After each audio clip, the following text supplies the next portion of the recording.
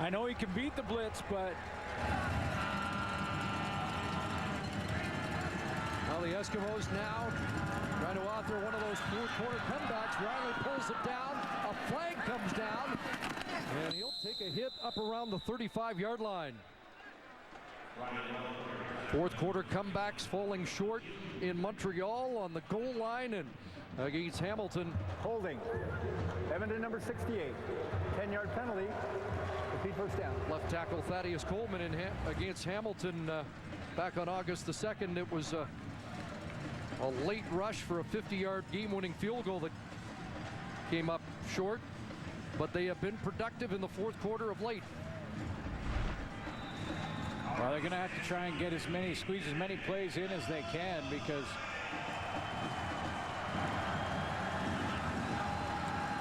that against Hamilton, 155 yards in the fourth quarter. They've got to be able to generate that tonight. Riley scrambling around, pressure on. He'll launch it.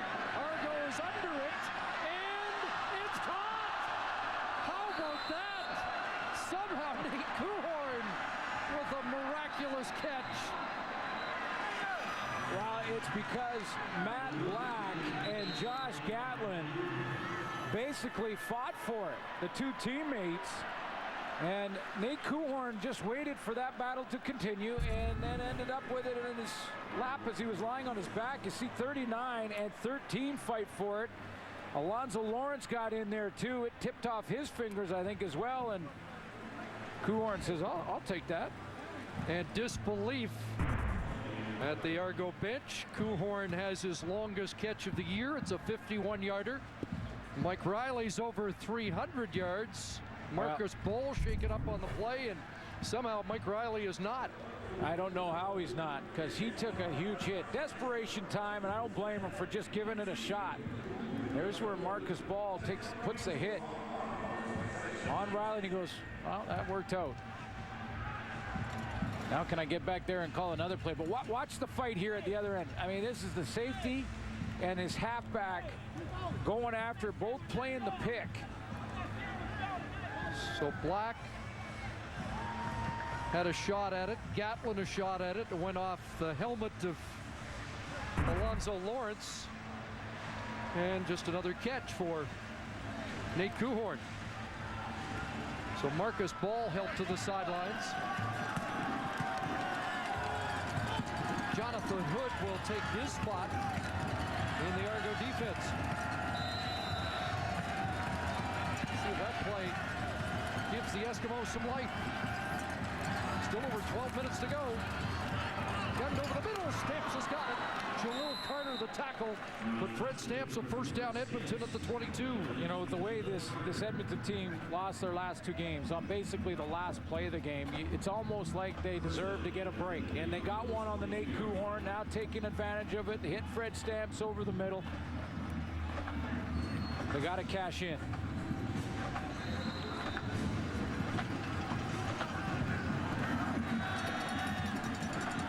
First down from the 22. Eskimos reset.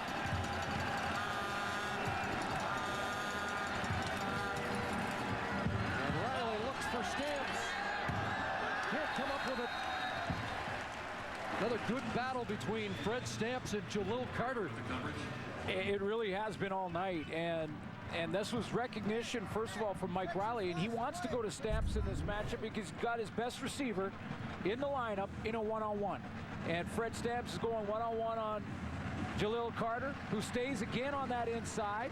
Stamps has to fight through Carter to get to the football. He doesn't put his hands up to screen him. Well played. Carter's played a good game tonight. Very good game. Stamps going to make his catches, and he's had a couple, but they weren't on Jalil Carter at that time. 2nd and 10. A pump and into the end zone. Can't catch up with it. A little too strong. A stride too strong for the intended target. And the field goal team will come on. Well, it looked like Mike Riley turned to the bench and almost tried to talk Havers Reed into saying, let's take a shot at it in 3rd and 10 here. I was thinking about it too, but 17 points get get 3 and take it down to 2 touchdowns with a lot of time left on the clock. Yeah, I think you're right. There is a lot of time, especially in Canadian football. Take the points, some momentum back from the fortunate Nate Kuhorn catch and then the Fred Stamps catch.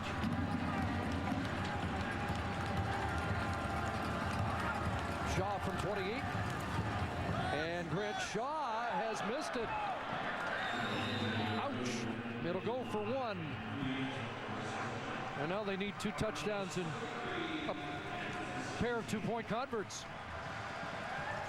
Well, Kavis Reed made the right decision, didn't get the execution.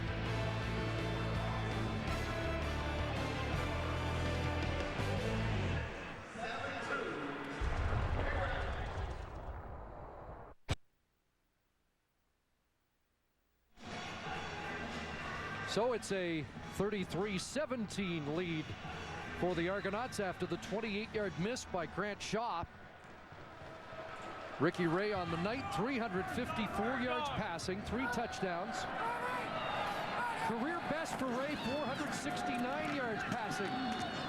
They start on the ground here with Quinn Porter at the running back spot. Sorry, Chris. That Edmonton Eskimo team, you got to, feel for them in some ways when you think that they get the big break and maybe deserved one over the last couple of weeks and last few games from that Nate Kuhorn catch.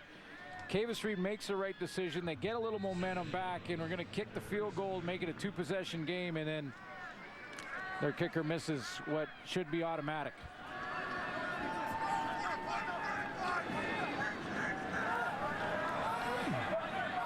Second and 8, Toronto.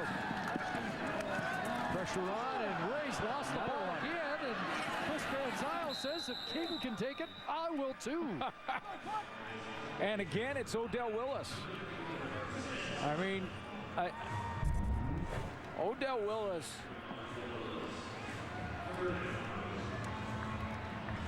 He has been working. I mean, this guy can look at this game and say, I did my thing. I put it out there because I believe that's his 3rd forced fumble. I think it's the best game we've seen him play this year. I think it is. I think it is, especially, certainly in the pass rush department. Well, the Eskimo defense needed a quick stop. They get it. And Prefontaine kicking to Kerry Cope. And Chad Rimple down in a hurry. Gabriel finishes him off. Good downfield cover by the Argos. CFL on TSN is brought to you by GMC. We are professional grade.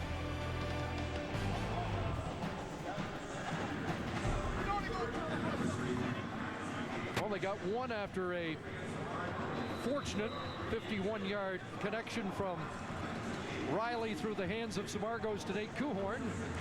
I don't think you deviate from the game plan all that much right now. There's still plenty of time. Make sure you come away with points in this possession.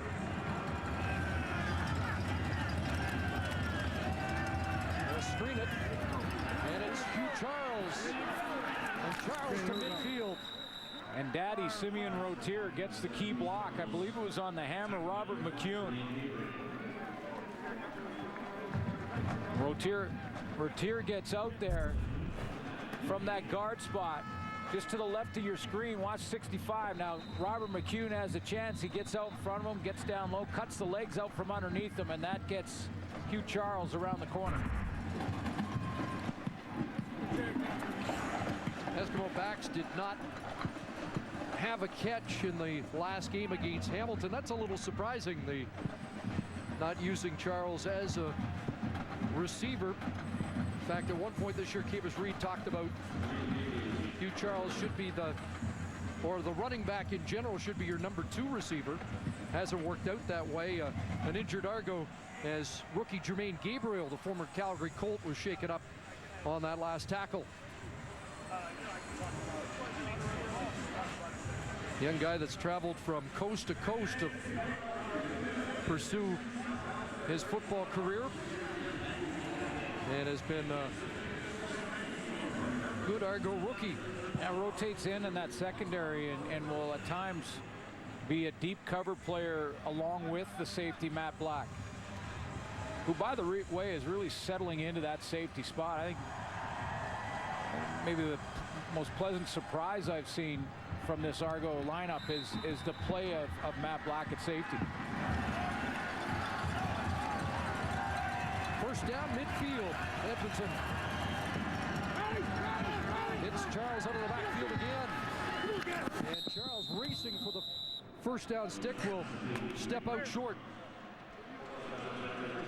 I'm with you, though, on getting Charles more involved. I mean, over the first 4 games of the season, you know, he was getting 9 touches, and in the last 2 it dropped by a couple of touches. And that may seem like not that much, but for a running back, it's those top, when you get past 10, that you really start to settle in and be able to accomplish something. And his touches have declined over the last couple of weeks. Well, he had 552 yards receiving last year on 32 catches.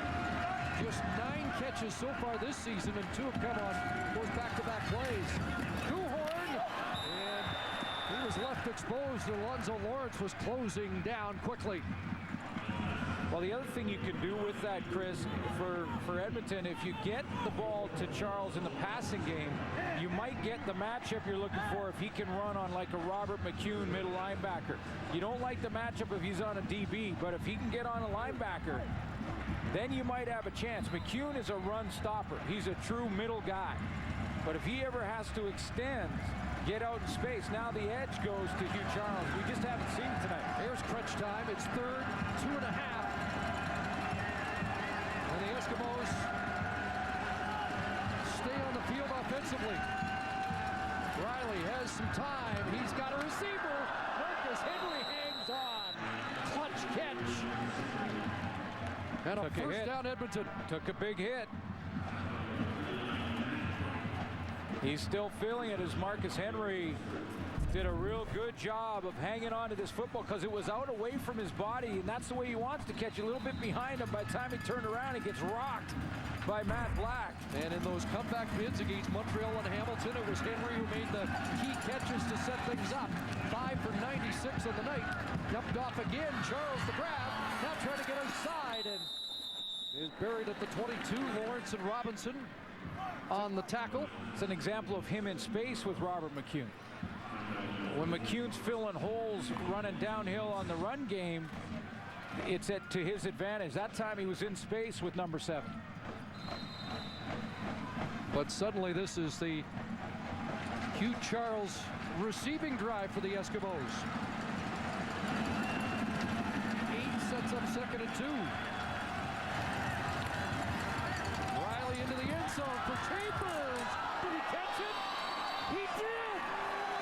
Oh, what a catch by Shamon Chambers. The Toronto area product has the touchdown. And it was a beauty. Was it ever? And maybe this is the catch that can take Shamon Chambers to the next level in his career. Sometimes it's one play that can put you over the top. Little look off by Mike Riley. He puts it up and lets his receiver go after it. Jalil Carter can't cover him any better. And Shamon Chambers comes down with it. 24 years of age out of Laurier, and that's the best catch he's made in the Canadian Football League. And a big one here. The offense will stay out and go for 2. I had a good conversation with Shamon Chambers before the game, and he said, you know, it feels good to be back home, familiar territory. This might be the game. Well, those 14 tickets he bought just gave those fans a show. Now for 2. Over the middle, and it's incomplete. Stamps can't hang on in traffic. So it's a 10-point Argo lead. Still lots of time left as Shamon Chambers makes one of the plays of the night. And a souvenir for that group of 14, family and friends. Yes, sir. Markham District High School played his minor football with the Markham Raiders and the Toronto Thunder. Back home, familiar territory. What a catch. So the Eskimos trying to claw their way back into this game. Argo football, but first let's check in with the coach, Paul LaPolice. Thanks, Chris.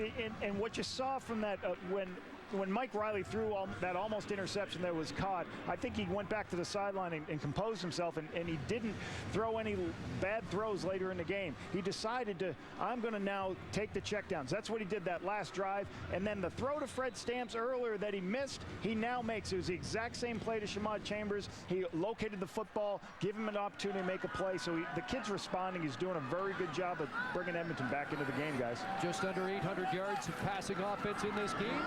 Hurdle for Owens as he leapt over Odell Willis, who gets him coming back the other way. Odell Willis makes the play, and Chad Owens is dropped. You know, this is his best game. You know, the best game of 2013. First of all, he gets great penetration to force Owens to bubble. Owens got a bubble here because 41's there. Now he gets up off the turf, and Owens reverses his field, comes back, and it's Odell Willis who brings him down.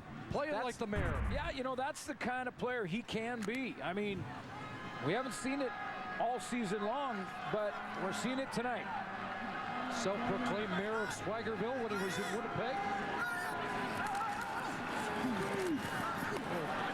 Come past to Dury. And Andre Dury is going to be close to a first down, and ran into a wall right near the first down stick, and now tempers start to flare. The spot's going to be interesting here. Punt team looks like it's coming on for Toronto, as Dury's going to come up a couple of yards short, and another 2 and out by that Edmonton defense when they need it the most. Created by 41.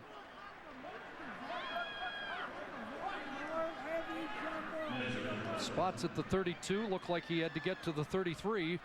They are going to measure to give Scott Milanovic a little more time to make the decision. Although Jason Pottinger for the Argos is out there, and he'd be on the punt cover team. That's a full yard and a little bit more. And Milanovic had walked almost out to the numbers anyway to take a good long look at exactly where they did spot the ball, and he had that punt team out and ready. Well, so the Eskimos hanging around. Gary Koch back, standing just inside the Edmonton 40-yard line.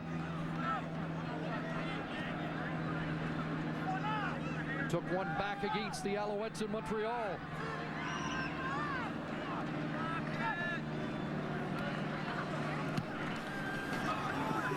Short kick. Koch's got it. There'll be a 15-yard no yards penalty against the Argos. Pottinger the tackle, but it did look like somebody was within that 5-yard halo. And I agree with Coach that Mike Riley's bouncing back here. Remember, he only had 19 yards passing in the third quarter. And in this fourth quarter, he keeps clawing away. No yards. And has passed Ricky Ray. Number 39, 15-yard penalty. Overall passing yardage, and is closing in on his very first 400-yard passing game in his young career. First time he's played against the Argos in his brief career. We've seen progression from him. I know it's a 1-5 team. They're in danger of losing their 5th in a row, barring a big comeback here in the fourth quarter. Hard to hang it all on him, as he seems to be getting better by the week. After the penalty, they start at the 50. And again, it's Charles out of the backfield. And he'll cut it back. It's a first down. And a flag is tossed near the end of that play. Right near the end. Good ball placement from Mike Riley there to Hugh Charles. And again, as the coach said, taking what the Argos are giving him. Charles got to be careful there to get his head around quickly, but Riley put it right where he had to allow him to turn the corner and pick up those extra yards. Sorting out this penalty, it was real late in the play, almost after Hugh Charles went down.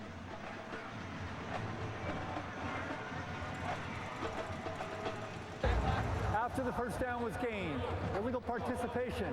Edmonton number 4, 10-yard penalty, first down. Ran out of bounds and came back in to play.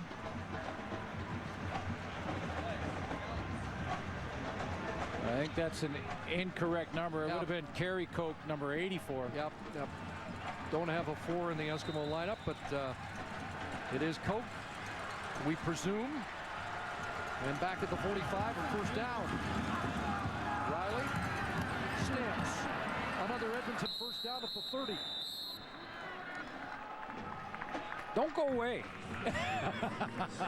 Don't go away. Well, they've taken it down to the final play in their last 2 games and look determined to do it again. Closed circuit, August 28th.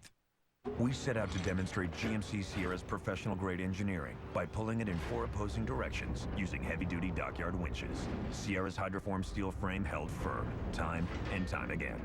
So it's no surprise that Sierra is J.D. Power's highest-ranked large light-duty pickup in initial quality in the U.S. That's professional grade. Come in now to get the lowest prices of the season on the proven and powerful GMC Sierra, including up to $10,000 in cash discounts, plus current pickup owners receive an extra 1,000 truck bucks. Well, stop number 4 on the Craft Celebration Tour is beautiful Invermere, BC. We'll see Jennifer Hedger and Derek Position there. Live coverage gets underway tomorrow, 6 Eastern, 3 Pacific. Here on TSN.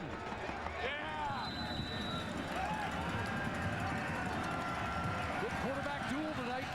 Mike Riley over 400 yards. And there's Chambers, who had the touchdown catch, gets cut down this time. Good sure tackle by the newcomer and reigning Defensive Player of the Week, Alonzo Lawrence. Just outnumber, the Edmonton Eskimos outnumber Toronto on this play. They just get 4 receivers out here. And when you take a look at what in coverage is 3 Toronto Argonauts, pretty simple. They outnumber them and find the underneath man who's open. Over 400 yards means Riley has the season best passing game. Pressure on, crosser to Coates, and Robert McCune makes sure Coke doesn't get first down yardage. Drops him at the 24. Kick a field goal. Down by 10. Need the field goal on the touchdown to come back. So get that out of the way. Take that now. Just make sure you get it. Yes.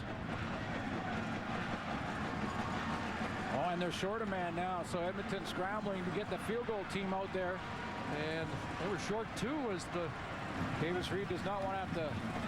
Well, they were only short 1. Coleman has to scramble back. Coleman and O'Donnell both went on. Got it set. Now shot from 30 out. He's got this one. And it is a 7-point game, and we're in for a finish here in Toronto. Now you're at 210. Davis Reed, you're right in that time where you can kick it deep.